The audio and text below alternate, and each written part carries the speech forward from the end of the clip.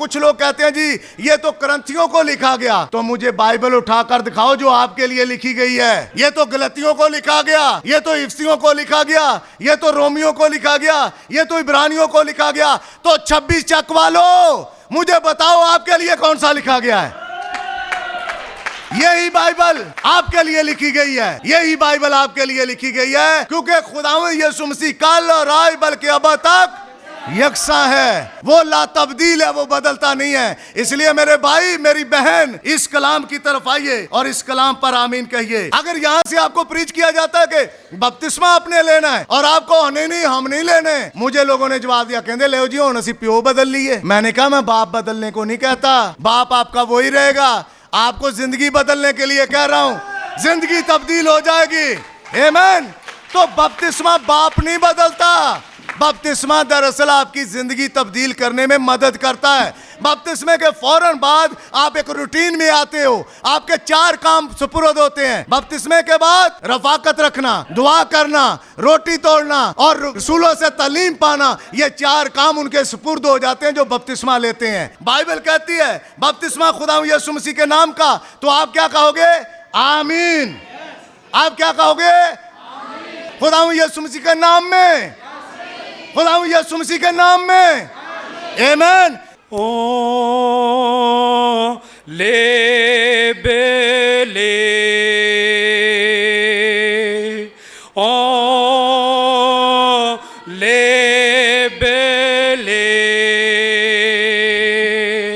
all things are possible, all things are possible. Oh, lebele,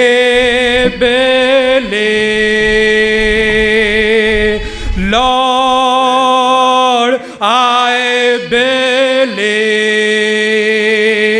my Lord, I believe, all things are possible, all things are possible. Oh, lebele, Jesus is here, my Jesus is here. All things are possible, all things are possible. Lord, I believe, my Lord, I believe. Amen. Praise God. आइए जब हम खड़े हैं, खुदावंद से मदद मांगते हैं, थोड़ा वक्त दुआ में गुजारते हैं।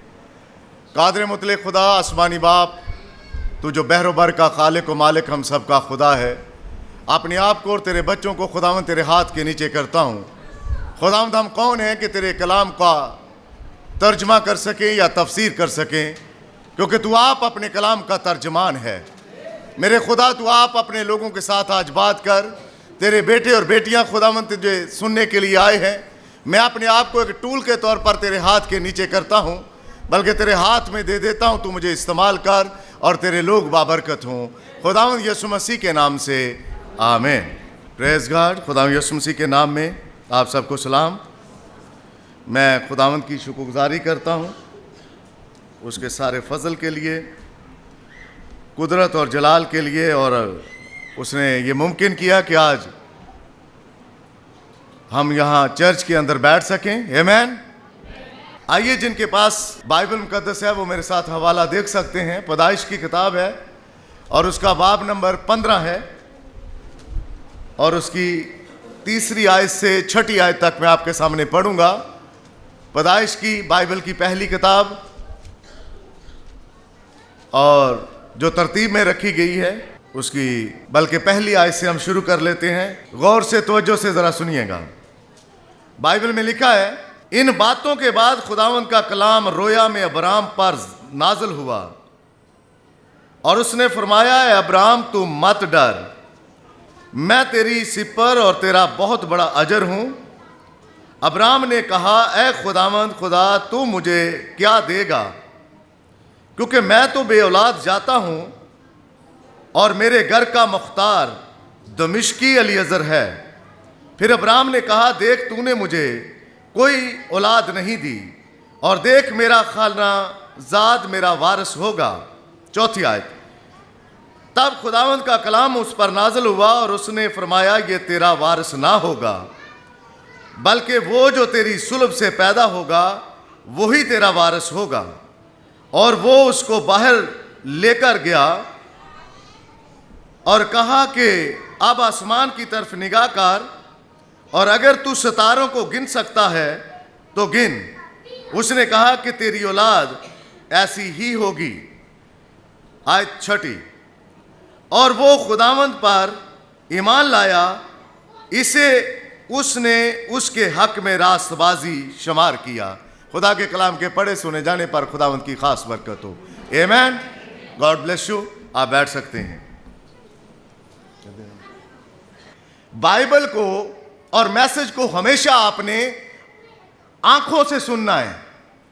जो शख्स आगे खड़ा है वो बोल क्या रहा है, आपने ऐसे सर झुकाकर अपने सर घुटनों में नहीं डालने। आपने पुलपट की तरफ देखना है कि पास्टर क्या क्या रहा है। यहां जो खड़ा है क्या वो बाइबल से बोल रहा है या बाइबल से बाहर बोल रहा है।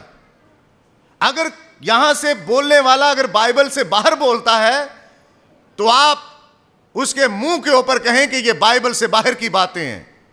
पर अगर बाइबल से बोला जाता है तो सुने आंखों से, उसकी तरफ तवज्जो करें ताकि यहां जो खड़ा होता है उसे यह पता हो कि मुझे आंखें देख रही हैं, मैं क्या प्रीच कर रहा हूं। मैंने जो हवाला आपके सामने रखा है यह कौन सी किताब में से है। God bless you.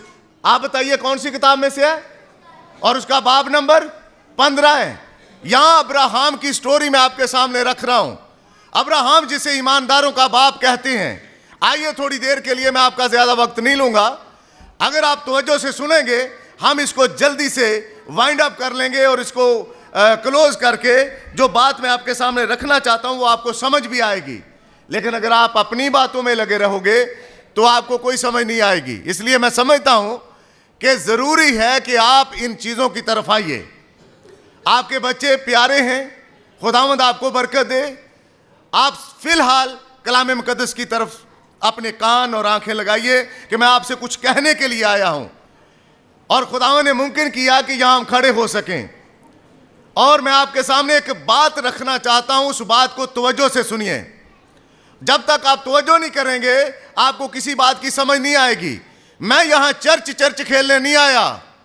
क्या ये चर्च चले, आओ चर्च चले, आओ चर्च चले, आओ चर्च चले, चर्च खेलने मैं नहीं आया। मैं तो आपको कुछ बताने आया हूं कि आप उस बात को समझ जाओ। और अगर वो बात आप समझ गए तो आपकी जिंदगी के अंदर ये कलाम जो खुदा का बीज है ये जड़ पकड़ेगा। आमीन। जब मैं आ रहा था तो आपके इस रोड के ऊपर बीज को बड़ी मुश्किलें सहनी पड़ती हैं। उन्होंने फसल के ऊपर से बीज काटा, आप भी देखते होंगे। लेकिन मैं जब आ रहा था तो मैंने उस पर तवज्जो की। उस किसान ने उसके बूर, उसके सिट्टे रोड के ऊपर ऐसे बिछाए हुए हैं। किस वजह से? कि गाड़ियों के टायर उसके ऊपर से गुजरे और बीज भूसी से अलग हो जाए। उसके ऊपर चोट मारता है। उसको लाले पोपे नहीं लगाने आता कि उसको चूम चूम कर कहे आप बहुत प्यारे हैं, आप बहुत अच्छे हैं। प्यारे आप तभी हैं जब आप खुदा के कलाम के साथ खड़े हैं। अगर आप प्यारे बनना चाहते हैं तो कलाम के साथ रहिएगा। जितना भी वक्त मैं यहां पर बोलूं ये खुदावंद की मर्जी है, पर इसके साथ रहिएगा। जो जाता है बाहर उसे जाने दें, उसे दोबारा एंटर ना होने दें। पर जो बैठा है उसे बैठा होना चाहिए। मैं बहुत जल्द इस बात को आपके सामने खोल के बंद करने वाला हूं, इसको जरा सुनिएगा। अपना भी वक्त बचाइए और जो दूर दराज से लोग आए हैं वो भी टाइम पर अपने घरों में जा सकें। आप किसी बाजार में नहीं हैं, ये खुदा का घर है। और एक दफा खुदा यीशु मसीह अपने बाप के घर में दाखिल हुआ और वहां उसने देखा कि कबूतर फरोशों ने अपने अड्डे लगाए हुए हैं, अपने अपने स्टॉल लगाकर रखे हुए हैं। उसने रस्सियों का कोड़ा बनाया और उनके तख्ते उल्ट दिए और उनको उस घर से बाहर कर दिया और कहा, लिखा है मेरे बाप का घर दुआ का घर है, तुमने इसे डाकुओं की खो बना रखा है। यह डाकुओं की खो नहीं है कि यहां जिसका जी आए आए, जिसका जी चाहे जाए। बहरहाल जो चुने हुए हैं वो खुदावंद के हुजूर में आते ही आते हैं। मैं थोड़ा वक्त आपका लूंगा, ज्यादा वक्त नहीं लूंगा, लेकिन अगर आप मेरा साथ देंगे तो। हम इस जमाने के पैगाम के साथ खड़े हैं। मुझे नहीं पता आप तक ये बात पहुंची है या नहीं पहुंची। जमाने साथ हैं। मैं आप पर बात रखना चाहता हूं, आप किस जमाने के हैं अपने से सवाल करिएगा यहां निकलने से पहले। जमाने मकाशवा की किताब के अंदर 7 हैं। आप किस जमाने के हैं? और जिस जमाने के आप हैं उसी के मुताबिक आपको चलना पड़ेगा। आपको किसी और जमाने का पैगाम नहीं ले सकते। इसलिए मैं आपके सामने रखना यह चाहता हूं कि खुदा के बोले हुए कलाम पर आमीन कहो। खुदा के बोले हुए कलाम पर आमीन कहो, क्योंकि खुदा ने जब एक बार कलाम अपने हजूर से सादर फरमा देता है तो वो कभी बेतासीर नहीं लौटता।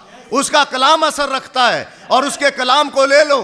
ये वक्त तुम्हारे लिए गुनीमत का वक्त है। इसको कैश कर लो, ले लो इसको।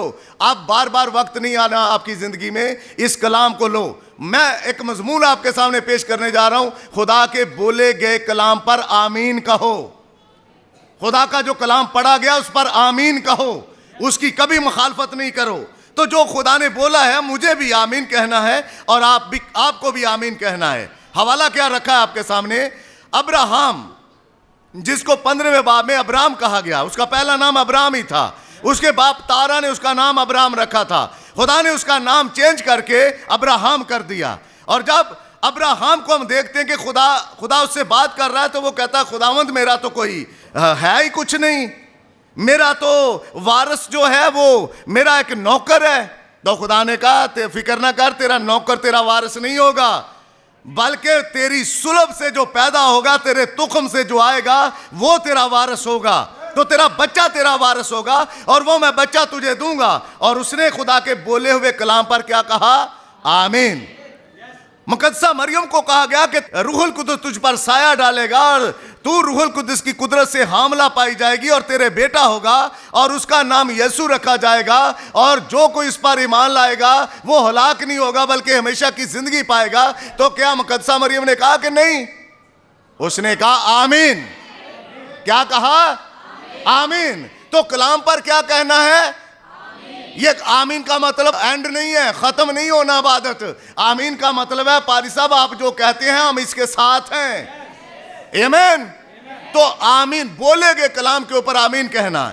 तो अब्राहम से जब कलाम किया गया तो अब्राहम ने आमीन कहा। नूह से जब कलाम किया गया तो नूह ने खुदा के कलाम पर आमीन कहा। नूह से क्या कलाम किया गया? तो नूह से कलाम किया खुदा ने और नूह क्या कहता है? खुदावंद आमीन। खुदा ने कलाम क्या किया? नूह कश्ती बना, क्योंकि मैं इंसान को बनाने से बेजार हो चुका हूं। इनके अंदर मेरा कलाम सराहियत नहीं कर रहा। अब तू अपने खानदान के लिए एक कश्ती बना। और तो नूह ने क्या कहा? आमीन खुदावंद। और नूह लग गया कश्ती बनाने में। मूसा से खुदा ने कलाम किया। मूसा से कहा तू मिस्र में चला जा। तो मूसा क्या मिस्र नहीं गया? तो उनके नाम कहां हैं बाइबल में? जो आमीन कहते हैं उनके नाम बाइबल में है, पर जो कलाम की मुखालफत करते हैं उनके नाम कहीं और हैं। मैं उस तरफ नहीं जाना चाहता, पर अगर आप अपना नाम बाइबल के अंदर रखना चाहते हैं तो कलाम पर आमीन कहिए। इस कलाम को मैं और आप इस कलाम के साथ कभी छेड़छाड़ नहीं कर सकते कि मैं एक नविश्ते को घसीटूं यहां से और उसको आयत को निकाल कर खींच के उसको यहां शिफ्ट करना चाहूं। यह मैं नहीं कर सकता और ना कभी खुदा होने देता है। तो मकसद आपके सामने बात करने का कि कलाम पर सदा आमीन कहना है। जो खुदा का कलाम है, मिशनों का, तंजीमों का मैं जिम्मेदार नहीं हूं, पर मैं खुदावंद के कलाम को आपके सामने रखना चाहता हूं। तो अगले थोड़े वक्त में मेरे साथ रहिएगा। एक कानून दिया जाता है हर चीज को। पिछले दिनों हमने इस मैसेज को देखा। हर एक के पास एक अपना कानून है। मैं मिसाल देता हूं, ये आपके पास नहर जा रही है और इस नहर से अगर आपका खेत ऊंचा है तो आप पानी के जाकर पास कहो, पानी हमारे खेत में चला जा, तो पानी क्या चला जाएगा? आपको कुछ करना पड़ेगा। क्या करना पड़ेगा? आपको अपना खेत नहर के लेवल से नीचे रखना पड़ेगा और उसमें से मिट्टी निकालनी पड़ेगी ताकि आपका खेत उस पानी के नहर के लेवल से नीचे आए। तब आपको कुछ नहीं करना पड़ेगा, तब आप बस ऐसे ही उसका क्या क्या कहते हैं, उसको नक्का सा खोल दो और जब आप खोल देंगे पानी ऑटोमेटिकली खेत के अंदर चला जाएगा। तो बात करने का मकसद कि अगर आप पानी से ऊपर हैं, खेत आपका पानी के ऊपर है, तो कभी भी पानी आपके खेत में नहीं जा पाएगा। हाँ, आप पंप लगाएंगे, मोटर लगाएंगे, 100 कष्ट काटेंगे, फिर जाएगा। तो मैं आपसे कहना चाहता हूं, मैं और आप कभी कलाम से ऊपर आकर, ये बाइबल है, कभी बाइबल से ऊपर जाकर मैं बाइबल के ऊपर रहूं और बाइबल को हमेशा नीचे रखूं, तो क्या बरकत मेरी जिंदगी में आ सकती है? तो बरकत कैसे आएगी? बाइबल हमेशा ऊंची, कलाम हमेशा ऊंचा, और जब कलाम ऊंचा रहेगा तो लिखा हुआ ऊपर से बरकत आएगी, ऊपर आसमान से बरकत आएगी। तो आपने करना क्या? आज मैंने भी और आपने भी कलाम के हमेशा नीचे रहना है। जहां कलाम मुझे रोकता है, मुझे रुकना है। जहां कलाम भाइयों को रोकता है, भाइयों को रुकना है। बहनों को रोकता है तो बहनों को कलाम के नीचे रहना है। कलाम के अगर आगे निकलती हैं तो बरकत नहीं, लानत मिलेगी। इसलिए हम लानत लेने के लिए चर्च नहीं आते। मैं यहां खड़ा लानत के लिए नहीं होता, मैं यहां खड़ा बरकत के लिए होता हूं कि कलाम के नीचे रहूं। बाइबल को मेरे से ज्यादा इज्जत मिलनी चाहिए, बाइबल को मेरे से ज्यादा चाहा जाना चाहिए, बाइबल को हमेशा इज्जत देनी चाहिए, ना कि इंसानों को। आमीन। इंसान खुदा की तरफ से हैं। तो इसलिए ये छोटा सा फार्मूला आपके सामने रख कर आगे निकलना चाहता हूं। और जो चीज खुदा इस जमीन के अंदर रखे हुए है या जहान के ऊपर है, हर एक चीज के पास एक अपना कानून है। मेरे जमाने के पैगंबर ने ये किताबें मैं आपके लिए लेकर आया हूं, इनकी कोई कीमत नहीं है। इन किताबों, यहां भी स्टॉल है और बाहर भी भाइयों ने लगा रखा है। इन किताबों को घर जाकर पढ़िए, लेकर जाइए, और इसके ऊपर गालबन भाइयों ने नंबर भी लिख रखे हैं। इन किताबों के ऊपर अगर कोई आपका सवाल हो, फोन करें कि ब्रदर इस किताब के अंदर यह लिखा है, वो बाइबल में नहीं है, तो मैं आपके हर सवाल का जवाब देने के लिए तैयार हूं। जो बात मैं यहां करके जा रहा हूं उसको आपको बाइबल में चेक करना है। बाइबल खुदा का कलाम है। बाइबल इंसानों का, तंजीमों का, मिशनरियों का, ये उनका नहीं, ये आसमान से आया है, क्योंकि बरकत आसमान से आती है। आमीन। इन किताबों को लेकर जाइए और इन किताबों में से ही मैं आपके साथ बोलना चाहता हूं। और हम जानते हैं हर जमाना के अंदर खुदा ने अपने पैगाम को रखा, और जब खुदा ने अपने पैगाम को रखा तो खुदा ने एक पैगंबर भी भेजा, और उस पैगंबर को खुदा हमेशा इस्तेमाल करता है। खुदा कभी किसी ग्रुप से बात नहीं करता, खुदा फर्द वाहिद को लेता है और फर्द वाहिद के थ्रू ही अपने काम को लेता है। एक वक्त में उसने नूह से बात की। उसने क्या सारे नूह के खानदान से बात की? नो ब्रदर, उसने हेड ऑफ द फैमिली से बात की। उसने कहा, नूह मेरी बात सुन, मैं दुनिया को तबाह बर्बाद करने लगा हूं, तू एक कश्ती तैयार कर, अपने लोगों को कश्ती में लेकर आ जाना और तेरे लोग बच जाएंगे। कितनी जाने थी? 8 जाने थी। लेकिन इससे पहले के नूह कश्ती के अंदर जाता, नूह से पहले एक शख्स का नाम हनूक था, और वो हनूक उठा लिया गया। हनूक उसे मना करता था कि नूह तू शराब ना पिया कर, लेकिन वो फिर भी चर्च जाता था, शराब भी पीता था। चर्च जाता था, पी भी लेता था, चर्च जाता था, पी भी लेता था। 40 दिन रात नूह सोया नहीं। मेरे जमाने के नबी ने कहा 40 रात दिन वो सोया नहीं। क्यों नहीं सोया? क्योंकि नूह जानता था लकड़ी कौन सी है। लकड़ी गोफर की लकड़ी है, इसमें बड़े बड़े होल हैं, छेद हैं, और उसमें कोई कील नहीं इस्तेमाल किया गया था, उसके ऊपर राल लगा दी गई थी। नूह जानता था और नूह सोया नहीं। इसलिए अगर आज आप आवाज पर आमीन नहीं कहोगे, आने वाले दिनों में हो सकता है कई दिनों तक आपको नींद ना आए, पर जब आवाज सुनते हो उस पर आमीन कहो तो खुदावंद आपको ब्लेस करेगा ही करेगा। आमीन। इसलिए थोड़ा आगे चलते हैं। जब हम देखते हैं कि हर एक के पास एक अपना कानून है, इसलिए कभी खुदा के ऊपर जाकर बरकत नहीं मिल सकती, कभी खुदा के उस लेवल को अपने बराबर समझना। एक था जिसने ऊपर कहा मैं अपना तख्त तेरे तख्त से ऊंचा करूंगा। कौन था? लूसीफर। जानिए, आप बाइबल पढ़ते हैं तो खुदा ने उसे लात मारकर नीचे गिरा दिया और नीचे आकर उसने हसद मेरे और आपके बीच में डाल दिया। लो, एक दूसरे से हसद करते फिरो, एक दूसरे के साथ ऐसे बहस मबासा करते रहो। तो जो खुदा से ऊंचा होना चाहता है कभी हो नहीं सकता कि वो ऐसा बन जाए।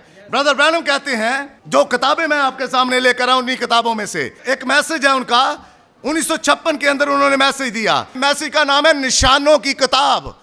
ये बाइबल निशानों की किताब है। अगर आप निशान नहीं समझ पाएंगे आप कभी बाइबल को नहीं समझ पाएंगे। बाइबल को समझने के लिए मुझे और आपको निशान जानने जरूरी है। अगर हमारे बच्चे स्कूल जाते हैं, इन्हें मैथ समझने के लिए इन्हें प्लस का निशान समझना पड़ेगा, इन्हें तफरीक का निशान समझना पड़ेगा, इन्हें तकसीम का निशान समझना पड़ेगा। अगर इन्हें निशानियों का नहीं पता तो ये जमा को तफरीक, तफरीक को जमा कर देंगे। नहीं पता चलेगा तो मिक्स नहीं करना चीज़ों को। खुदा अलहदगी चाहता है कि आप ज़माने से अलग हो जाएं। रहना हमने इस दुनिया में है, लेकिन खुदावंद के कलाम को हमने जानना है। तो खुदा अपने लोगों को निशान देकर बात करता है। आमीन। फिर आप जानते हैं, एक कारोबारी शख्स एक दिन यीशु मसीह के पास आया और कारोबारी शख्स यीशु मसीह से ऊंचा बैठ गया और चलते चलते यीशु मसीह ने उससे कहा, ज़क्कई नीचे उतरा क्योंकि मुझे तेरे घर जाना है। आमीन। कभी यीशु से ऊपर नहीं जा सकते, बल्कि मुझे और आप सबको खुदावंद अपने खुदा के हाथ के नीचे रहना है। ये कलाम से बढ़कर कौन है? कोई है बिशप, पादरी, पोप हो जाए कलाम से बढ़कर, कोई एनजीओ का चेयरमैन हो जाए कलाम से बढ़कर, कोई मिशन कोई मिनिस्ट्री का चेयरमैन कलाम से ऊपर हो जाए। तो ब्रदर, इंसानों को इज्जत नहीं, इस कलाम को इज्जत देनी और कलाम पर आमीन कहना है। इस कलाम पर आमीन कहना है। इस कलाम पर आमीन कहना है जो खुदा के मुंह से बोला गया है, क्योंकि नबियों और रसूलों का यही तरीका है। नबी को कहा गया तू ये बयान कर दे, उसने बयान कर दिया। आइए थोड़ा आगे निकलते। तो ज़क्कई को नीचे आना पड़ा। दरअसल यीशु मसीह ने उसे कहा, यहाँ तू चढ़ बैठा है ना, वो मकाम तेरे लिए ठीक नहीं है। अगर तूने निजात पानी है ना तो नीचे आ जा।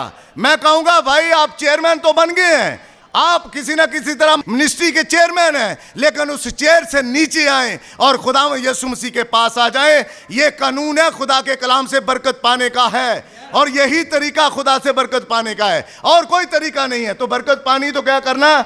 इस कलाम की ताबेदारी। मैं आपको सिखाने भी यही आया हूं कि इस कलाम की ताबेदारी करनी है बस।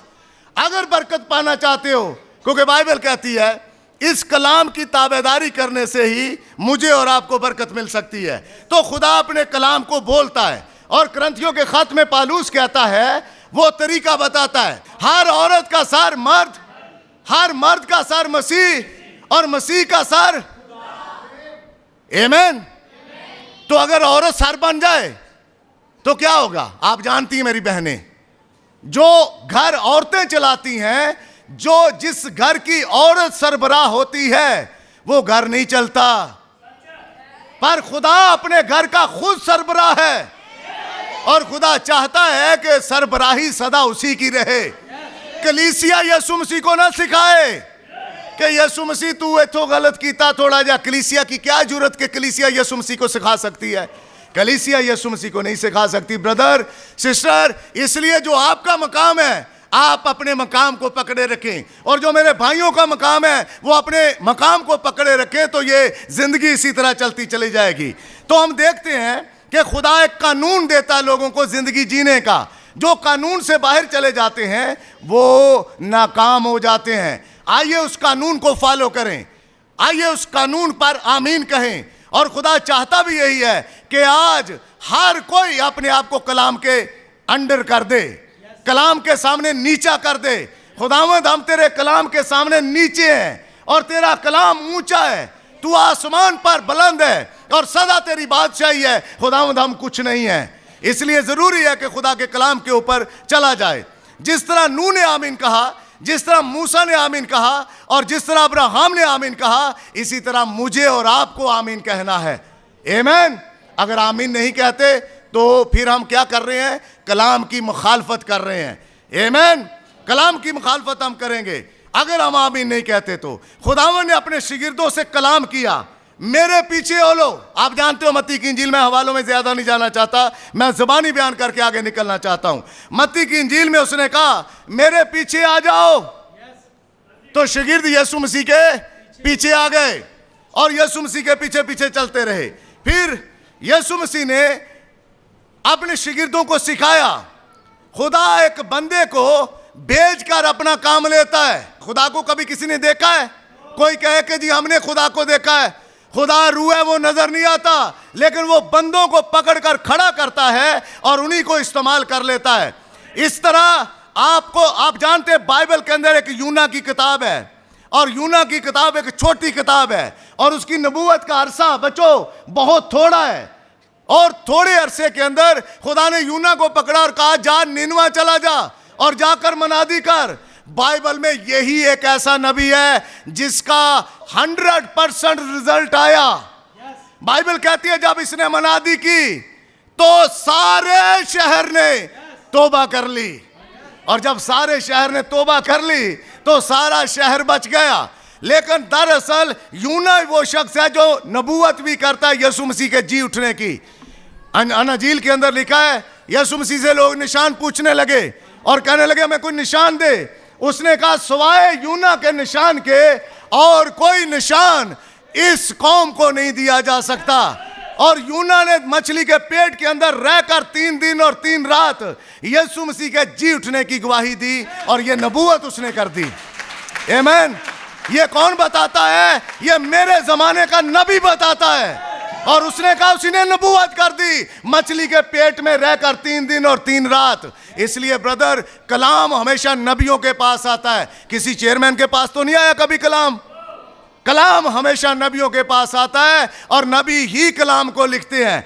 40 लोग हैं इस बाइबल को लिखने वाले और इन 40 लोगों ने बाइबल को लिखा और किसी की बात फर्क नहीं निकली। मूसा ने एक बात लिखी और जब यशवा लिखता है तो यशवा फर्क नहीं लिखता। इस तरह जब यहां कोई आता कलाम सुनाने के लिए, वो जो बात करता है उस बात में और जो इसमें लिखा हुआ है कोई फर्क नहीं होना चाहिए, वो बिल्कुल ऐसे टैली होनी चाहिए चीजें। इसलिए खुदा ने यूना को भेजा और यूना को भेजकर उसने अपनी मनादी करवाई। खुदा हालांकि निनवा की अदालत करना चाहता था, लेकिन अदालत करने से पहले खुदा चाहता था कि उन तक पैगाम पहुंचे। आमीन। और जब पैगाम पहुंचा तो इसने उस पैगाम के थ्रू चाहा कि लोग बच जाएं। और जब लोग बचे, थोड़ा मैं और आगे आपको लेकर जाना चाहता हूं ताकि आप इन चीजों को देखो। जब उसने मनादी की तो खुदा निनवा की अदालत करना चाहता था।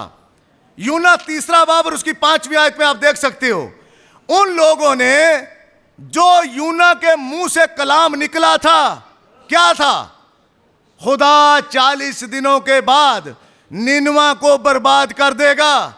और लोगों ने क्या किया? उस मनादी को सुनकर उसके ऊपर आमीन कहा और हर एक अपनी रवश से बाज आया। और जब बाज आया तो वो सारा शहर बच गया। आमीन। किसको भेजा खुदा ने? नबी को। किस? उस नबी का नाम क्या था? यूना। और यूना को भेजकर यूना के मुंह से खुदा ने अपने कलाम को लोगों के सामने रखा और लोगों ने उस कलाम को कबूल किया।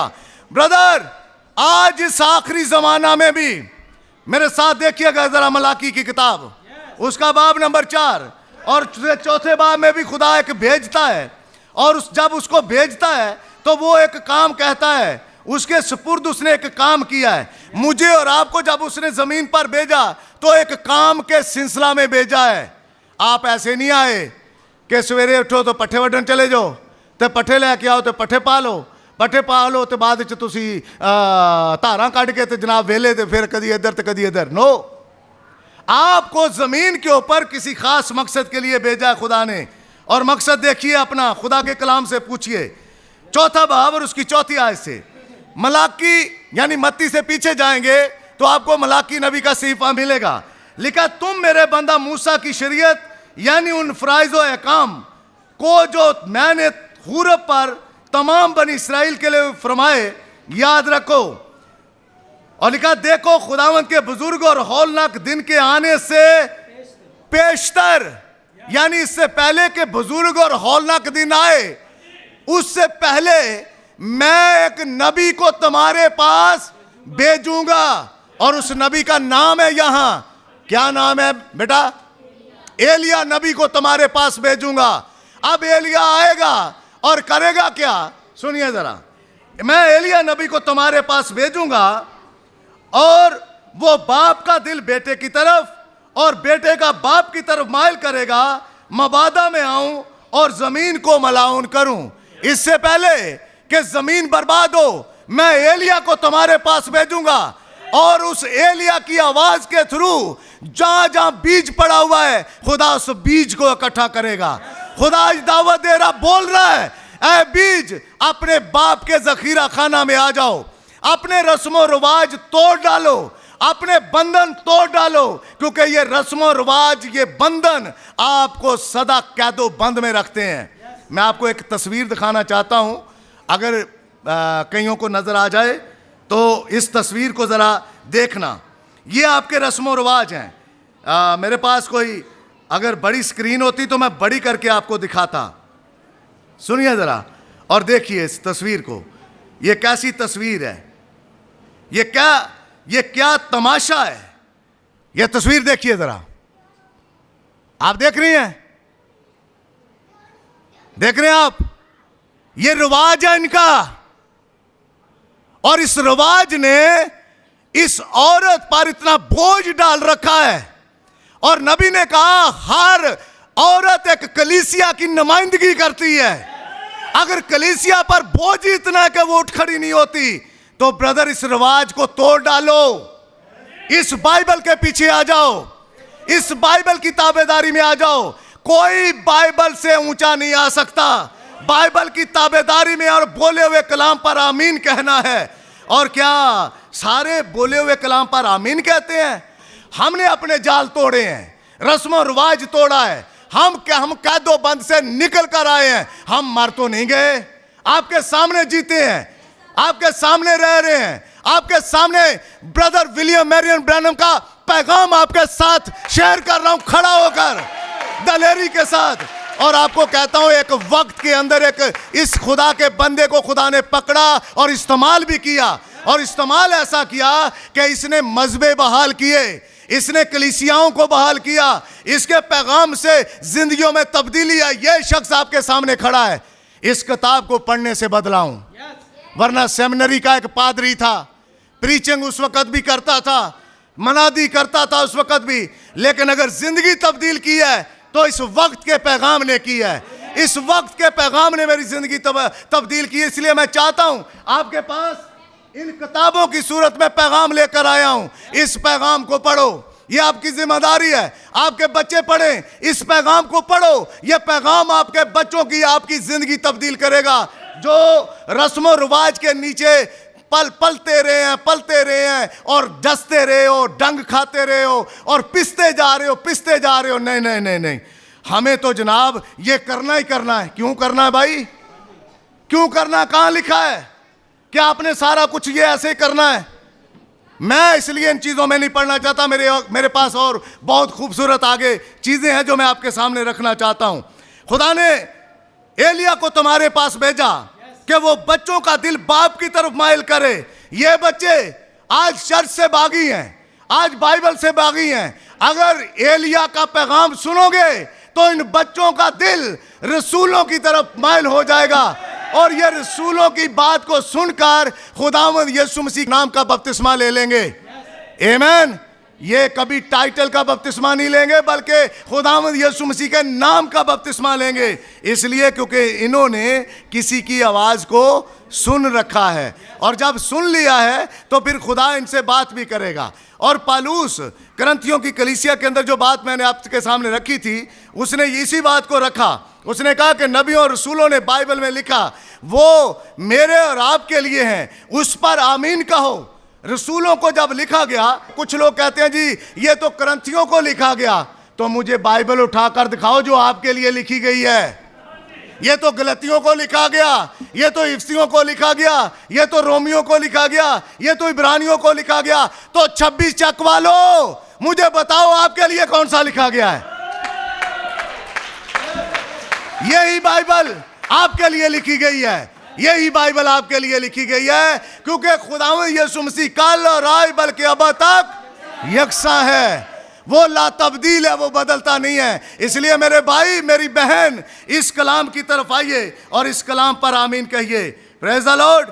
और फिर पौलुस कहता है, बाइबल कहती है बपतिस्मा खुदावंद यीशु मसीह के नाम का, तो आप क्या कहोगे? आमीन। आप क्या कहोगे? बपतिस्मा खुदावंद यीशु मसीह के नाम, खुदावंद यीशु मसीह के नाम में, खुदावंद यीशु मसीह के नाम में।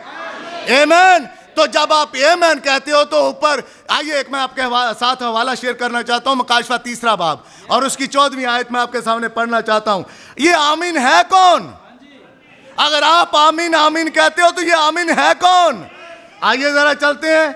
मकाशवा की किताब, उसका बाब नंबर 3 है और 3 बाब की 14वीं आयत से लिखा बाइबल में। और बाइबल कहती है, तवज्जो से, अगर ऐसा नहीं है तो बाद में मुझे कह देना कि ऐसा नहीं है। बाइबल कहती है, और लदूकिया की कलीसिया के फरिश्ता को यह लिख के, जो आमीन और सच्चा और बरहा गवाह और खुदा की खलकत का मबदा है, वो ये फरमाता है। आमीन तो यीशु मसीह खुद है। तो आप किसको पुकार रहे हो? आमीन को, यीशु मसीह को। यीशु मसीह ही आमीन है। और जब वो आमीन है तो आप क्या हो? आमीन। मैं क्या हूं? आमीन। तो रौला किस चीज का है? किसी का नहीं रह गया, सब आमीन। तो बोले हुए कलाम के ऊपर क्या कहना है? आमीन। आखिरी दिनों में उसने एलिया नबी को भेजा, गॉड ब्लेस यू। आखिरी वक्त में उसने बहाल किया, आमीन। तो ये खुदा का पैगाम है। तो क्या सारे आमीन कहते हैं? आइए एक और हवाला देखते हैं, जरा मेरे साथ चलिए। इमाल की किताब, मैं थोड़ा जल्दी चल रहा हूं ताकि हम इसको वाइंड अप कर सकें। इमाल की किताब, उसका बाब नंबर 10 है। आमीन। इमाल की किताब, उसका बाब नंबर 10 है और उसकी 9वीं आयत से मैं आपके लिए पढ़ना चाहता हूं। Praise the Lord. बात समझ आ रही है? बोले हुए कलाम के ऊपर क्या कहना है? बपतिस्मा लेना है, बपतिस्मा लेना चाहिए। तो आमीन आपका आमीन है, तो खुदावंद आपको बरकत दे। और इस आमीन के अलावा और कोई हम कर भी नहीं सकते, क्योंकि हमने बाइबल के नीचे रहना है, बाइबल के ऊपर नहीं चल सकते। अगर बाइबल के ऊपर चलेंगे तो मुश्किल में पड़ जाएंगे। जहां बाइबल में मुश्किल में पड़े लोग, आइए जरा देखते हैं 9वीं आयत, 10वें बाब की 9वीं आयत पढ़ता हूं। दूसरे दिन जब वो राह में थे और शहर के नजदीक पहुंचे, तो पतरस दोपहर के करीब कोठे पर दुआ करने को चढ़ा। यहां कोई पतरस बैठा है? किसी भाई का नाम पतरस है? God bless you. तो पतरस भाई, ये बाइबल में एक पतरस है, ये दोपहर को कोठे पर चढ़ गया। किस लिए? दुआ करने के लिए। और जब दुआ करने के लिए चढ़ा और उसे भूख लगी और कुछ खाना चाहता था, लेकिन जब लोग तैयार कर रहे थे तो उस पर बेखुदी छा गई और उसने देखा कि आसमान खुल गया और एक चीज बड़ी चादर की मानद चारों कोनों से लटकती हुई जमीन की तरफ उतर रही है, और जिसमें जमीन के सब किस्म के चौपाए और कीड़े मकोड़े और हवा के परिंदे हैं। और उसे एक आवाज आई कि ऐ पतरस, उठ, ज़बह कर। और ये किसको आवाज आई? क्या पढ़ रहा हूं? कहां से? बाइबल से। अब पतरस को आवाज आई। पतरस है कौन? रसूल। आम आदमी नहीं है, रसूल है, दलेर आदमी है। यीशु मसीह की खिदमत कर रहा है, और जब आवाज आती है तो क्या कहता है? ये आमीन नहीं कहता, पादरी है। सुनिए जरा, अगली आयत मैं आपके सामने रखता हूं। पादरी होते हुए ये आमीन ही नहीं कहता। आवाज आती है, उठ और क्या कर, खा। मैं कलीसिया की तो बात नहीं कर रहा, मैं तो पादरी की कर रहा हूं। पादरी को आवाज आई, उठ और मनादी कर, लेकिन पादरी मनादी नहीं करता। अब पास्टर से कहा गया, उठ और खा। आगे पास्टर का जवाब सुनिए जरा, पास्टर क्या कहता है? आवाज आई, पतरस उठ, ज़बह कर और खा। मगर पतरस ने कहा है, खुदावंद हरगज नहीं। ये आमीन हुआ या जवाब हुआ? अगर मैं आपको कहूं कि बपतिस्मा खुदा यीशु मसीह के नाम में लो और आप कहो हरगज नहीं लेंगे, तो आमीन हुआ या जवाब हुआ? जवाब। गॉड ब्लेस यू, बड़े समझदार हैं आप। तो इसी तरह हमने कलाम को सीखना है। अगर यहां से आपको प्रीच किया जाता है कि बपतिस्मा आपने लेना है और आपको नहीं हम नहीं लेने, मुझे लोगों ने जवाब दिया, कहते ले जी हुण असीं प्यो बदल लिए। मैंने कहा मैं बाप बदलने को नहीं कहता, बाप आपका वही रहेगा। आपको जिंदगी बदलने के लिए कह रहा हूं, जिंदगी तब्दील हो जाएगी। आमीन। तो बपतिस्मा बाप नहीं बदलता, बपतिस्मा दरअसल आपकी जिंदगी तब्दील करने में मदद करता है। बपतिस्मे के फौरन बाद आप एक रूटीन में आते हो, आपके 4 काम सुपुर्द होते हैं। बपतिस्मे के बाद रफाकत रखना, दुआ करना, रोटी तोड़ना और रसूलों से तालीम पाना, ये 4 काम उनके सुपुर्द हो जाते हैं जो बपतिस्मा लेते हैं। और जो नहीं करते वो किसी जगह पर गैर हाजिरी का मुजाहरा कर रहे हैं। अब दोबारा आवाज आती है। ये आवाज आई कहां से? पतरस को। God bless you. कहां से आई? आसमान से आई आवाज, पतरस उठ, ज़बह कर और खा। लेकिन पतरस कहता नहीं, मैं नहीं खाऊंगा, मेरे तो 26 चकदा है रवाज है। पत सुनिए जरा, रखिए जरा, देखिए जरा, देखिए पतरस क्या कहता है। 14वीं आयत। मगर पतरस ने कहा, ऐ खुदावंद हरगज नहीं, क्योंकि मैंने कभी कोई हराम या नापाक चीज नहीं खाई। क्या कौन रहा था? खुदा। पतरस आगे से क्या जवाब देता है? नहीं। क्यों? मैं अंजदा बंदा आया, मैं कभी कोई बाहर जाके काम नहीं किया, मैं कभी जाकर ऐसी हरकतें मैंने नहीं की कभी। तो आगे सुनिए जरा, देखिए 15वीं आयत। फिर दूसरी बार उसे आवाज आई कि जिनको खुदा ने पाक ठहराया है तू उन्हें हराम ना कह। 3 बार ऐसा ही हुआ और फिर फौर वो चीज आसमान पर उठा ली गई। जो कुछ खुदा ने उसे सिखाना था, खुदा ने पतरस को सिखाया, और लिखा है कि उसके बाद वो कर्नीलियस के घर चला गया पतरस। आमीन, प्रेज द लॉर्ड। इसलिए जब पतरस ना करता है तो ना करने के बाद खुदा दोबारा उससे कलाम करता है। पतरस तुझे बोले गए कलाम के ऊपर आमीन कहना है। कलीसिया आपको बोले गए कलाम के ऊपर आमीन कहना है। आमीन के अलावा आपके पास कोई चारा नहीं है। आमीन। इस तरह आइए एक आखिरी हवाला देखते हैं। अब आइए आगे चलते हैं, एक हवाला और देखते हैं। कभी कभार मैंने शुरू में आपसे कहा हम नविश्तों के साथ खींचातानी करते हैं, जैसे ये बच्चे कर रहे हैं। नविश्तों के साथ कलाम को तोड़ना मरोड़ना चाहते हैं। ब्रदर जरा 2 बच्चे पकड़ेंगे, आप इधर लाएंगे, जो एक कद में छोटा हो और एक कद में बड़ा हो। जरा उसको लाइए जरा, इसको, जो एक कद में छोटा हो और उम्र में भी छोटा बड़ा हो। हाँ, भाई हो दोनों? क्या मसला? भाई हो, मसीही भाई हैं। आमीन। मसीही क्या है? आपस में भाई हैं। तो आप भाई हो। अभी आपकी बारी आएगी, मैं अभी आपका हवाला निकालने लगा हूं, ठीक है? आप इधर ही खड़े हो जाओ। इसलिए मैंने यहां नोट किया है, मुझे मिल जाए ताकि मैं ये बात करके इसको ख़त्म कर सकूं। तो बात किसके ऊपर कर रहे हैं? बोले गए कलाम के ऊपर आमीन कहना है। कभी बोले गए कलाम के ऊपर ना नहीं कहनी। जब आप ना कहेंगे आप खुदा का इकरार नहीं इनकार करेंगे। थोड़ा वक्त अब्राहम के ऊपर बात करके फिर मैं इनकी तरफ आता हूं, इन बच्चों की तरफ। इनको देखते रहिए ये क्या करते हैं और क्या हैं ये। देखिए जरा, अब्राहम को बाइबल में लिखा गया है कि अब्राहम कि बीवी को झूठ बोलने की आदत पड़ गई थी। क्यों ये सिखाया किसने था? अब्राहम ने। बेशक अब्राहम खुदा के कलाम के ऊपर आमीन कहता है, लेकिन एक छोटा सा हिस्सा उसका ऐसा है जो उसने अपनी बीवी को खुद ही सिखा रखा था। सारा, अगर कोई पूछे ना कि मैं तेरा की लगदा, तो कहीं भरा लगदा है। ये कौन कहती है? बाइबल, मैं तो नहीं कह रहा। सारा को किसने सिखाया? अब्राहम। आज कितने भाई सिखा रहे हैं अपने बीवी और बच्चों को, जे कोई बाहर पूछना आवे ना तो उन्होंने कहीं कि मैं नहीं हैगा घर में। सिखाते हैं ना। आप ख्याल करें आप कर क्या रहे हैं। अब्राहम भी ऐसा ही था, उसने सारा को सिखा दिया कि तो अभी मलिक पूछे तो कहना भाई है, जरार में गए कह दिया भाई है। फिर खुदा के मुंह के ऊपर, एलोहीम के मुंह के ऊपर कहती है, खुदा कहता हंसी है, वो कहती नहीं नहीं, क्योंकि पक्की इतनी हो गई है। आज कलीसिया इतनी पक्की हो चुकी है कि खुदा के कलाम के मुंह के ऊपर झूठ बोलती है। इसको आमीन कहना चाहिए। आमीन।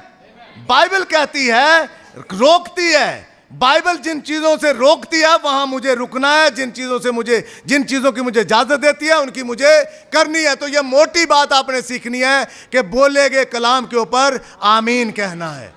उसके सामने कभी खड़े होकर उसका मुकाबला नहीं करना। पतरस को देखें, कैसी खिदमत करता था, दलेर आदमी था, लेकिन जब खुदा की आवाज आई तो कहता खुदावंद मैं नहीं कर सकता। क्यों नहीं करना चाहता? क्योंकि उनका रिवाज था, उनका रस्मो रिवाज था, वो ऐसा नहीं करते थे। आज मुझे और आपको भी अपना रस्मो रिवाज खुदा के कलाम से परे ले जाता है। हम रस्मो रिवाज में से निकलना ही नहीं चाहते। रस्मो रिवाज में चाहे हमारी 4-4 नस्लें गर्क हो जाएं, हम वही करना चाहते हैं, उसी में रहना चाहते हैं, और रहकर हम बर्बादी से बर्बादी की तरफ और गहरे निकल चले जाते हैं। आइए मेरे साथ एक और हवाला देखें, पैदाइश की किताब, उसका बाब नंबर 48। पैदाइश 48। और जब आप पैदाइश 48 के अंदर चलेंगे तो वहां पर आपको एक चीज मिलेगी।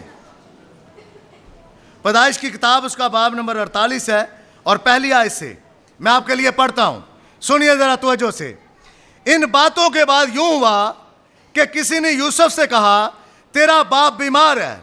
सो वो अपने दोनों बेटों मनस्सी और इफ्राइम को साथ लेकर चला, और याकूब से कहा गया कि तेरा बेटा यूसुफ तेरे पास आ रहा है। और इसराइल अपने को संभाल कर पलंग पर बैठ गया। और याकूब ने यूसुफ से कहा कि खुदाए कादर मुझे लूज में जो मुल्क कनान में है दिखाई दिया और मुझे बरकत दी, और उसने मुझसे कहा मैं तुझे बरूमंद करूंगा और बढ़ाऊंगा, और तुझसे कौमों का एक जुमरा पैदा करूंगा, और तेरे बाद ये जमीन तेरी नस्ल को दूंगा ताकि ये उनकी दायमी मलकियत हो। आमीन। सो तेरे दोनों बेटे जो मुल्क मिस्र में मेरे आने से पहले पैदा हुए मेरे हैं, यानी रोबन और शमून की तरह इफ्राइम और मनस्सी भी मेरे ही होंगे, और जो औलाद अब उनके बाद तुझसे होगी वो तेरी ठहरेगी, पर अपनी मिरास में अपने भाइयों के नाम से वो लोग नामजद होंगे। और मैं जब फदान से आता था तो राखल ने रास्ते ही में, जब फरात थोड़ी दूर रह गया था, मेरे सामने मुल्क कनान में वफात पाई, और मैंने उसे वहीं फरात के रास्ता में दफन किया। बैतलहम वही है। फिर इसराइल ने यूसुफ के बेटों को देखकर पूछा ये कौन है? जैसे आज मैं पूछूं ये कौन है? हाँ, तो याकूब पूछता ये कौन है? यूसुफ ने अपने बाप से कहा ये मेरे बेटे हैं जो खुदा ने मुझे यहां दिए। उसने कहा उनको जरा मेरे पास ला, मैं उनको बरकत दूंगा।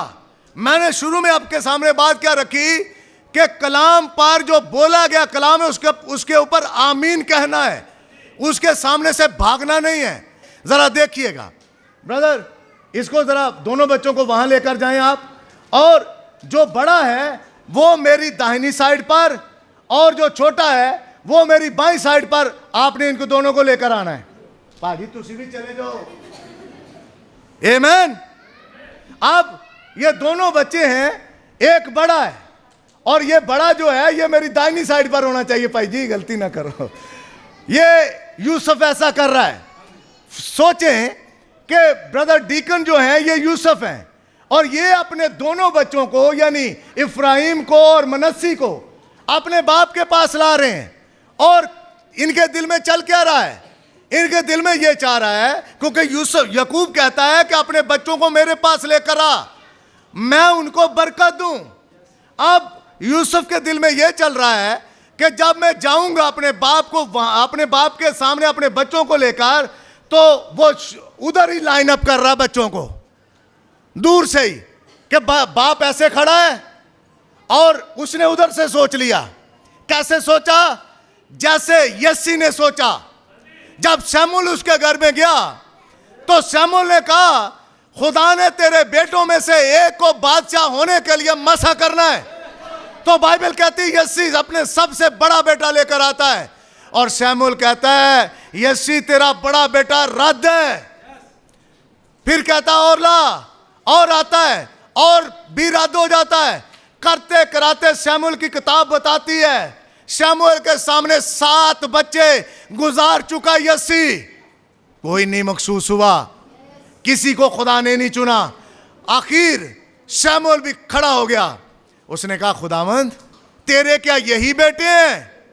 यस्सी कहता एक है। ते कहंदा हो किथे?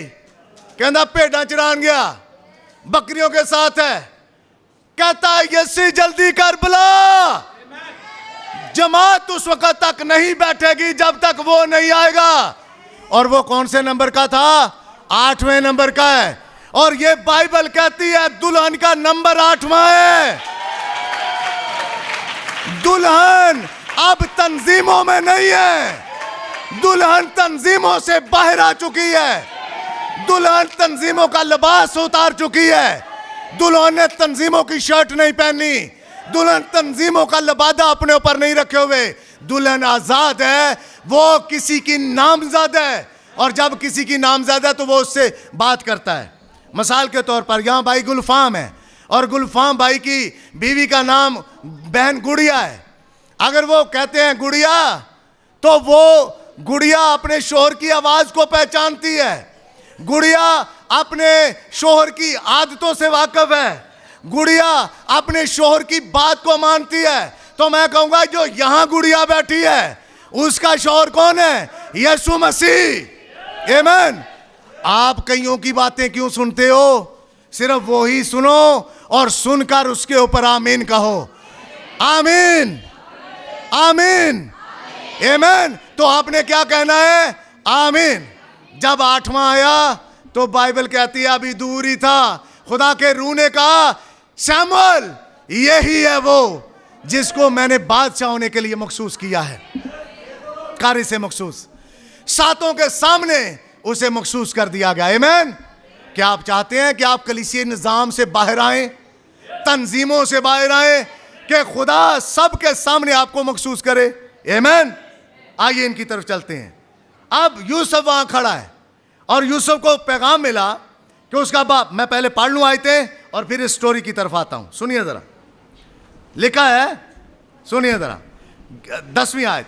लेकिन इस्राएल की आंखें बढ़ापे के सबब से धुंधला गई थी। इस्राएल याकूब को ही कहा गया। अब जो आगे याकूब है, याकूब की आंखें धुंधला गई हैं, उसको नजर कम आ रहा है। याकूब बड़े छोटे में फर्क नहीं कर रहा, उसे नहीं पता बड़ा किस साइड पर है, छोटा किस साइड पर है। पर मैं आपको बता क्या रहा हूं, बोले गए कलाम के ऊपर आमीन कहो। जो बोला जाता है उसके ऊपर आमीन कहो। अब याकूब क्या करता है? उसकी आंखें धुंधला गई हैं, देख नहीं सकता अच्छी तरह। उसे दिखाई, बाइबल बल्कि ये कहती है उसे दिखाई नहीं देता था। सो यूसुफ उनको उसके बाप के नजदीक ले आया। तब उसने उनको चूम कर गले लगा लिया।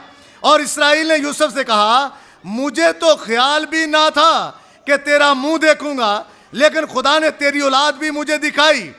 और यूसुफ उनको अपने घुटनों के बीच से हटाकर मुंह के बल जमीन तक झुका और यूसुफ उन दोनों को लेकर, यानी इफ्राइम को और अपने इफ्राइम को अपने दाहिने हाथ से इस्राएल के बाएं हाथ के मुकाबल, जैसे मैंने 22 को करवाया। सुन रहे बात? यूसुफ दूर खड़ा यह कोशिश कर रहा है, जैसे आप कोशिश करते हो। आपकी और मेरी कोशिश से कुछ नहीं होना। बोले गए कलाम पर आमीन कहो तो सब कुछ हो जाएगा। फिर खेत में पानी भी आ जाएगा, खेत में बीज भी आ जाएगा, खेत में फसल भी आ जाएगी और अच्छा खासा झाड़ भी खेत दे देगा। कब? जब बोले गए कलाम पर आमीन कहोगे। पर अगर बोले गए कलाम पर आमीन ही नहीं आप कहते तो आपको क्या मिलेगा? कुछ नहीं मिलेगा। इसलिए बोले गए कलाम की कभी मुखालफत नहीं करनी। इस जमाने में कलाम बोला गया और बोले गए कलाम के सबब से बहुत कुछ वजूद में आया। लोगों के दिलों के ख्याल बताए गए। The brethren are probably, I see several tape recorders down here and they'll pick this up, of course. और गालबन भाई, मैं देखता हूँ कि यहाँ काफी टेप रिकॉर्ड्स मौजूद हैं और बिलाशुबा वो इन टेप रिकॉर्ड्स को अपने साथ लेकर जाएंगे। Anytime you want to know just what the Holy Spirit said to you, see the brethren here's got these tape recorders and you run that right back through. You can get your case exactly.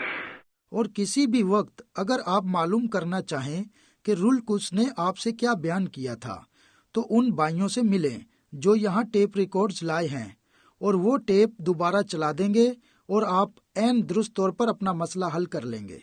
Watch and see if it don't happen just exactly the way it says. आप देखें और समझें कि जैसा कहा गया है ऐन वैसा ही होता है कि नहीं। When you hear it, breathe out, thus saith the Lord. जब आप इसे ये कहते हुए सुने, खुदावंद यूं फरमाता है। There's a lady sitting right back over there in a corner.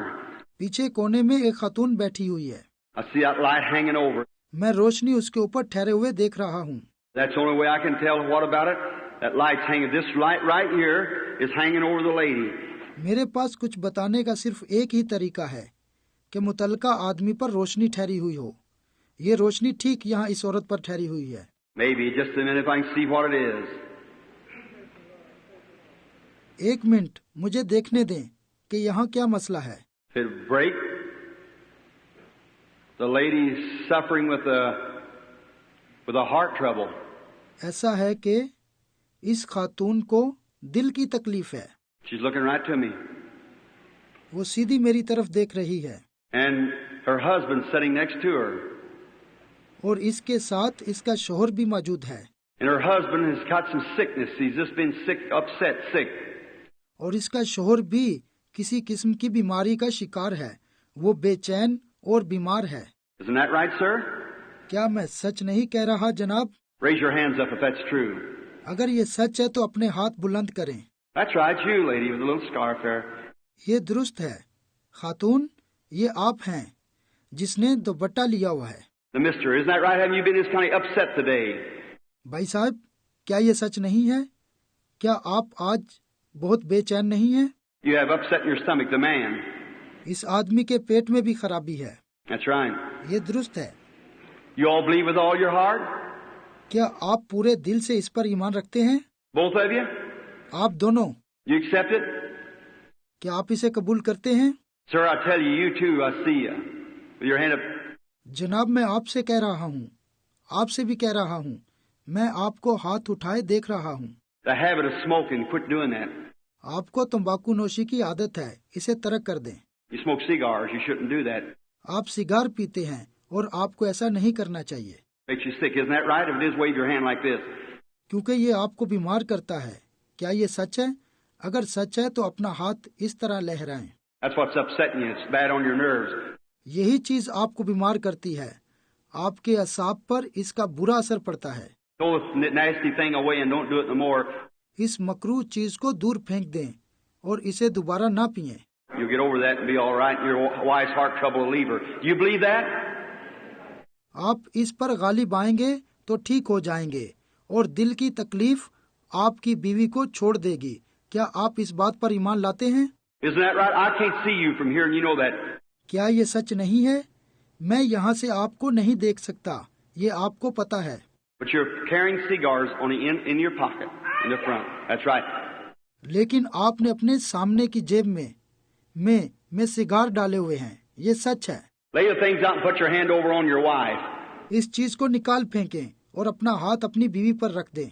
Tell God that you're through with that kind of stuff. You'll go home well. You and your wife will get well. खुदा के सामने इकरार करें कि आप अब तक cigar पीते रहे हैं, तो आप तंदुरुस्त होकर घर जाएंगे।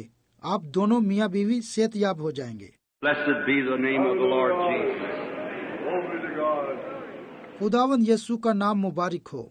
You believe with all your heart? क्या आप पूरे दिल से ईमान रखते हैं? This little lady sitting here looking at me here. एक खातून बैठी सीधी मेरी तरफ देख रही है। You're on the front seat here, sitting right here. आप जो यहाँ सामने की कतार में बैठी हुई हैं। There are little ladies looking at me, sitting right there. एक और खातून मुझे मेरी तरफ देख रही है, बिल्कुल सामने बैठी हुई है। You have a prayer card, lady? आपको खातून, क्या आपके पास दुआया कार्ड मौजूद है? Right here. जो यहाँ बैठी हैं। You don't have any prayer card? क्या आपको दुआया कार्ड नहीं मिला? Do you believe with all your heart? क्या आप पूरे दिल से ईमान लाती हैं? You believe that Jesus Christ can make you well? क्या आपको यकीन है कि यीशु मसीह आपको तंदुरुस्त कर सकता है? What do you think about it? You sit next to her. Do you have a prayer card, lady? जो खातून इनके साथ बैठी हैं, आपका इसके बारे में क्या ख्याल है? खातून, क्या आपके पास दुआया कार्ड है? You don't? आपके पास नहीं है? You want to get well too? क्या आप भी ठीक होना चाहती हैं? Wouldn't you like to go eat again like you used to? Have the stomach trouble over? क्या आप चाहती हैं कि आपके पेट की तकलीफ दूर हो जाए और आप पहले की तरह खा पी सकें? Do you believe Jesus heals you now? क्या आप ईमान लाती हैं कि यीशु अब आपको शिफा देगा? Stand up if you believe Jesus Christ heals you. अगर आप ईमान रखती हैं कि यीशु मसीह ने आपको शिफा दे दी है, तो खड़ी हो जाएं। You had an ulcerated stomach, didn't you? आपके मैदे में अल्सर था, क्या ये नहीं था? It's caused from a nervous condition. ये किसी असाबी मसले के बाइस पैदा हुआ। You've been nervous for a long time, आप बहुत अरसा असाबी कमजोरी का शिकार रही हैं। especially acids and things. Or I mean, creates acid, makes sensitive teeth when you belch your food back up in your mouth. खास तौर पर आपका मैदा तेजाब ज्यादा पैदा करता है, और जब आपको डकार आते हैं तो आपके दांत खट्टे हो जाते हैं। That's truth. Yes, sir. It's a peptic ulcer. ये सच है। जी हाँ जनाब, ये हाजमे का अल्सर है। It's laying at the bottom of your stomach. It burns sometime after eating, especially toast with butter on it. और ये आपके निचले हिस्से में वाक़या है। इसमें कभी कभी जलन भी होती है, खास तौर पर जब आप मक्खन के साथ टोस्ट खाती हैं। Is that right? क्या ये सच है? I'm not reading your mind, but the Holy Ghost is infallible. मैं आपके ज़हन को नहीं पढ़ रहा, बल्कि पाक रूह लाखता है। You're healed now. Go home. Be well. आपको शिफा मिल गई है, सेहत याब होकर घर जाएं। What are you back over in this direction? Even जिसको खुदा ने भेजा था उसे कहा कैंसर तक तेरे सामने नहीं ठहर पाएगा। तू लोगों के दिलों के ख्याल बताएगा। और खुदावंद के फजल से उस बंदे ने इस तरह खिदमत की। आज भी खुदावंद कल और आज बल्कि अब तक यकसा वो खिदमत करना चाहता है, लेकिन उसे कोई मिले तो ना। इसलिए ये मेरी कोशिश से नहीं, ये सिर्फ और सिर्फ खुदा के फजल से होता है। बोले गए कलाम के ऊपर हर कोई आमीन नहीं कहता। पतरस भी खिदमत में था, पर पतरस आमीन नहीं करता। लेकिन खुदा ने जब दोबारा कहा तो फिर पतरस को आमीन करना ही पड़ा। अब यूसुफ वहां खड़ा सोच रहा है, मैं क्या करूंगा? मेरा बाप ऐसे बैठा है, और जब मेरा बाप ऐसे बैठा है तो मैं बड़े वाले को दाहिनी तरफ और छोटे वाले को बाईं तरफ रखूंगा। अब वो ला रहा है ऐसे ही। आप देखें, जो यूसुफ है, यूसुफ ने अपने बड़े बेटे को कहां रखा हुआ है? अपनी लेफ्ट साइड के ऊपर। और छोटे को कहां रखा हुआ है? अपनी राइट साइड के ऊपर। और अगर मेरी साइड पर देखें तो बड़ा वाला मेरे कौन सी साइड के ऊपर है? राइट साइड के ऊपर। और छोटे वाला कहां है? लेफ्ट साइड के ऊपर। तो यह तरतीब किसकी है? एक यूसुफ की। और यूसुफ को बाइबल में उठाओ तो बाइबल कहती है ये हर तरह की ताबीर देखता है। ये फराउन के तख्त के दाहिनी तरफ बैठा है। सारी खुराक इसके पास है, लेकिन वो चाहता मेरी कोशिश से सारा कुछ हो। अगर मैं चाहूं कि मेरी कोशिश से सारा कुछ हो तो नहीं हो पाएगा ब्रदर एंड सिस्टर।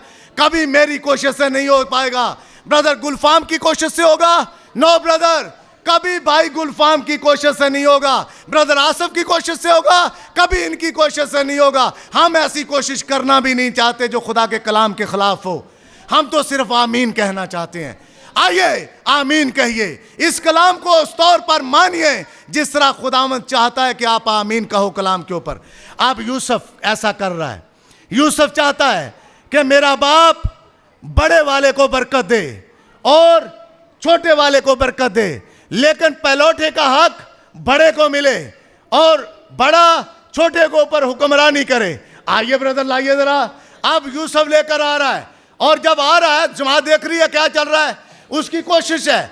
और बाइबल कहती है यकूब देख नहीं सकता था, और जब यकूब देख नहीं सकता था और पास आइए, और यकूब और पास लेकर यूसुफ यकूब के पास लेकर आता है। और जैसे ही यकूब के पास आते हैं, बाइबल में लिखा है यकूब ने दाहिना हाथ उठाया और उसने छोटे पर रख दिया, और बायां हाथ उठाया उसने बड़े पर रख दिया। और देखिए बाइबल कहती है यूसुफ अपने बाप से नाराज होता है। ब्रदर मेरे हाथ पकड़िए आप, और वो सीधा करिए मेरे हाथ, और मुझे कहिए ऐसे करना है। ये कौन कर रहा है? यूसुफ कर रहा है। यकूब क्या कर रहा है? ऐसे। लेकिन ये साहब क्या करना चाहते हैं? ऐसे। मैं आपको कहता हूं बपतिस्मा खुदा यीशु मसीह के नाम का, कोई और आता है वो उल्ट काम करवाना चाहता है ऐसे। तो आमीन किसके ऊपर कहना है? जो बाइबल कहती है। आमीन जो बाइबल कहती है उसके ऊपर आमीन है। आमीन। इसलिए ब्रदर यूसुफ की कोशिश नाकाम है। इसलिए आइए एक आखिरी कोड पढ़ के मैं इसको मैं बंद करता हूं। इसलिए जब आप इन चीजों की तरफ आते हैं, मेरे और आपके लिए इस कहानी से क्या मतलब है? क्या मतलब है? इनको भेज दें। और अब आपने आराम से सुनना है, मीटिंग के बाद भी मुझे मिलना है, ठीक है? आपको मैंने बात सिखानी है। अच्छा जी, पहली मोहर है, मेरे जमाने के पैगंबर ने प्रीच की, और उस मोहर के अंदर कोड नंबर 153 है। उसने कहा फिर जब यूसुफ को भाइयों ने रद्द किया था तो उसे गैर कौम की बीवी मिली। आसनात यहूदी नहीं थी, आसनात गैर कौम की थी, लेकिन मिली कब? जब भाइयों ने रद्द किया। बोलिए मेरे साथ, जब भाइयों ने कुएं में डाल दिया, मार दिया, बेच दिया, फेंक दिया, लेकिन खुदा ने उसे पकड़ लिया। आमीन। आगे थोड़ा आगे, फराउन ने उसे गैर कौम की बीवी दी, और दोगली नस्ल आधी यहूदी और आधी गैर कौम पैदा हुई। उन्होंने एक अजीम निशान पेश किया। जब यकूब उनको बरकत दे रहा था तो इफ्राइम उसकी एक तरफ और मनस्सी दूसरी तरफ था, और उसने अपने बाजुओं को उन दोनों पर इस तरह रखा कि दायां बाजू छोटे पर और बायां बड़े पर। अभी मैंने आपके सामने करके दिखाया। आमीन। देखा आपने? इस तरह। तो उसके बेटे यूसुफ ने जो ही देखा, जो एक नबी था, कहा कि अरे बाप तू गलत काम कर रहा है। उसकी आंखें नहीं थी, करवा कौन रहा था? खुदा। आमीन। और यूसुफ अपने बाप को क्या कहता है? पापा, डैडी, तू काम क्या कर रहा है? हो सकता है कोई आज मुझे कहे पादरी साहब आप गलत काम कर रहे हैं, लेकिन पादरी साहब तो वही करेगा जो खुदा कहता है। पादरी तो वही बोलेगा जो खुदा कहता है। पादरी को वही कहना चाहिए जो वक्त का पैगाम है। और वक्त का पैगाम क्या कहता है? कि एक एलिया नबी को तुम्हारे पास भेजूंगा। एलिया की बाइबल में 5 बार खिदमत है और मूसा की 2 बार खिदमत है। इन चीजों की तरफ मैं नहीं जाना चाहता। अरे बाप तूने गलत काम किया है, तूने अपने दाहिने हाथ की बरकत छोटे को दे दी है जबकि ये बड़े को मिलनी चाहिए थी। उसने कहा मैं जानता हूं मैंने अपने हाथों को तब्दील किया है, लेकिन खुदा ने कहा है मुझे, मैंने तब्दील तो किया है पर मैं अपने आप से नहीं बल्कि खुदा ने मुझसे कहा है। क्यों? इसलिए बनी इस्राएल के पास दुल्हन बनने का इख्तियार नहीं था। यूहन्ना की इंजील क्या कहती? मैं अपनों के घर गया लेकिन अपनों ने मुझे कबूल ना किया बल्कि रद्द कर दिया, और जब रद्द कर दिया तो फिर बारी आई मेरी और आपकी, गैर कौमों की बारी आई। तो मैं और आप हैं कहां से? गैर कौम से।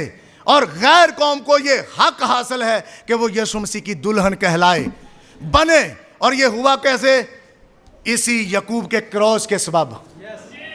ये यकूब ने क्रॉस बनाया, तो आज यहां चर्चेस के अंदर ये जो वहां क्रॉस बना हुआ है, और फिर और भी क्रॉस यहां बना होगा या यहां बना होगा, क्रॉस के सबब से, यीशु मसीह के हैंग होने के सबब से वो इजराइल से हक उठाकर गैर कौमों को दे दिया गया कि ये बोले हुए कलाम पर आमीन कहें। कैसे कहें? सूरफिनके की औरत जानती हैं आप? उसको कहा गया कैसे हो सकता है कि लड़कों की रोटी लेकर कुत्तों को डाल दूं? तो यीशु मसीह ने उस औरत को क्या बोला? तो आगे से औरत का जवाब सुनिए। अगर मैं आज कहीं किसी बहन को बोल दूंगा ना, तो 300 वरी मैंने कहेगी आप ही होएगा, आप ही होएगा, आप ही होएगा, आप ही होएगा, है ना? ऐसा ही है ना? यीशु मसीह ने जब उससे कहा कि किस तरह हो सकता है कि लड़कों की रोटी लेकर कुत्तों को डाल दूं, तो कहती हाँ मालिक, कुत्तों को हक है कि वो अपने मालिक के मेज के नीचे से टुकड़े उठाकर खा लें। आमीन। आपकी और मेरी हालत ऐसी थी ब्रदर, हम अपने खुदा के घर में आकर भी आराम से सुकून से खुदा के कलाम पर आमीन नहीं कहते। हमें पता ही नहीं है कि हमें आमीन किस बात पर कहना है। आमीन किस पर कहना है? जो खुदा का बोला हुआ कलाम है। खुदा का बोला हुआ कलाम क्या है? अब मैं थोड़ी सी चीजों को खोलूं। बाइबल कहती है औरत पास्टर नहीं बन सकती, तो इसके ऊपर औरत को क्या करना चाहिए? लेकिन वो मेरे हाथ खींचेगी, कहेगी नहीं पादरी साहब ऐ सज्जा खब्बा इंज करो, ताकि मैनू किसी तरह पादरी बना दो, बस मुझे बस पादरी आप बना दें। पूरी बाइबल में कहीं औरत पास्टर नहीं है। जो बनी फिरती है मुझे उसका नहीं पता, पर मुझे बाइबल का पता है। बाइबल में कहीं औरत पादरी नहीं है। आमीन। कहीं मुबश्शिर नहीं है, कहीं वो रसूला नहीं है, किसी जगह पर उसे कलाम की खिदमत ही नहीं दी गई। तो अगर वो जोर जबरदस्ती कर रही है, यूसुफ की तरह कर रही है, अपने बाप ना लड़न दिया, कहंदा अबू डैडी हो तू हुण अन्ना गया, लेकिन मैं तेनू पूछदा। ऐसे जैसे आज गांवों में गलियों में लोग नहीं कहते अपने बाप के साथ लड़ते हैं, अच्छा बाप तूने मेरे साथ ये किया, मैं तुझे पूछूंगा। थोड़ा सा मैं औलाद की तरफ आऊं। क्यों बदतमीज हैं? क्योंकि माएं ध्यान नहीं दे पा रही। अगर माएं ध्यान दें तो कभी बच्चे बदतमीज नहीं होंगे। बाप बेचारा, बाप का भी हक है, उसे भी चाहिए कि अपने बच्चों की रोज रिपोर्ट ले। हाँ भाई क्या करता है, क्या किया। ब्रदर अपने खानदान की जिम्मेदारी आपके ऊपर है, मर्दों के ऊपर। जब आप मर्द अपने बच्चों को पकड़ो और उनको लाओ चर्च की तरफ, और जो खुदा का खादम आए वो इनको कलाम ही सिखाएगा। लेकिन आज हमारे बच्चे चर्च से दूर हैं, नजदीक पता किसके हैं? फैशन के। उन्हें पता है कान च किड्डा वड्डा वाला पाना, किन्ना को वड्डा हीरो मैं बना, वाल किन्ने लंबे रखने हैं, पैंट किन्नी कि मैं फटी हुई किन्ने सुराखां वाली पानी है। मैंने उतरवाई अपने चर्च के बच्चों की, मैं उनके सामने खड़ा हुआ, उल्टा सीधा बोला, हर तरह का बोला, और मैं खुदावंद की शुक्रगुजारी करता हूं कि आज बोले गए कलाम के ऊपर आमीन है, आमीन है। फिर मैं अपनी बहनों के खिलाफ बोला जो चर्च में आती थी, बहनों ज्वेलरी उतारो, बहनों ये मेकअप आपके लिए नहीं है।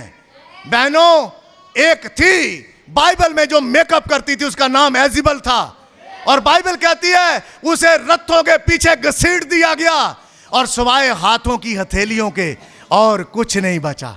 ना कान बचे जिनमें 4-5 कोके डालती थी, ना मुंह बचा, ना कोई और चीज बची, सिर्फ हाथ की हथेलियां।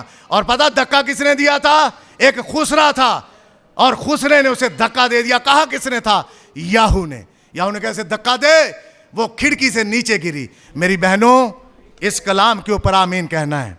मैं बाद में भी आपके साथ बैठ सकता हूं। अगर कहीं से कलाम से मैंने बाहर बात की है तो मैं देनदार हूं आपका, पर अगर मैंने कलाम के अंदर से बात की है तो कहो आमीन, आमीन, आमीन। God bless you. खुदावंद आपके साथ हो।